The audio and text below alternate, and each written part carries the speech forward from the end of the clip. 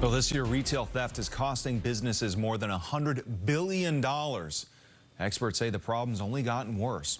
Now, could some of that in Massachusetts be due to our laws? One lawmaker thinks the criminal justice reform that Beacon Hill passed in 2018 may be too lenient on criminals. WBZ political analyst John Keller shows us why.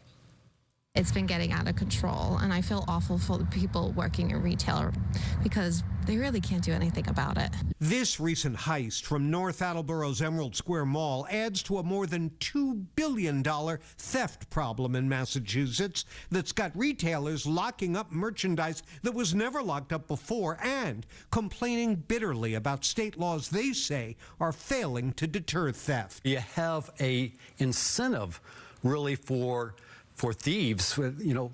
This is their job. And the head of the State Retailers Association points the finger straight at Beacon Hill. Massachusetts made a very big error about 6 years ago in raising the felony threshold for theft from $250 way up to $1,200. That means thieves can steal more here before tough felony penalties kick in than in 32 other states, including Maine, New Hampshire, and Vermont. We're also more lenient than the national average.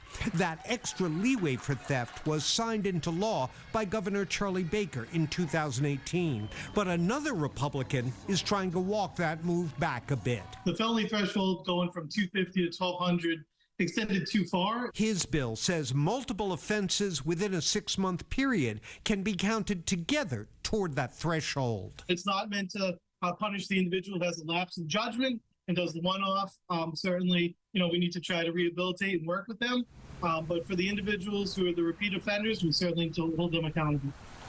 So there's been no movement on that bill, even though it's been around for years. Right. Where is the opposition to this coming from?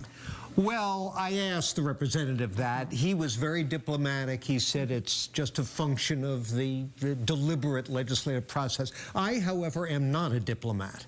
So I'm going to say that I suspect the prevalence of the defense bar, many legislators are defense lawyers, I think they would prefer to keep the bar for felony charges a little bit higher. Bottom line is, if there's enough outcry from the retailers and the public about this, we'll see which way the wind blows on Beacon Hill. Interesting. We would never accuse you of diplomacy, John. I really appreciate that. Thanks for that vote of confidence. Thank you so much, John Keller.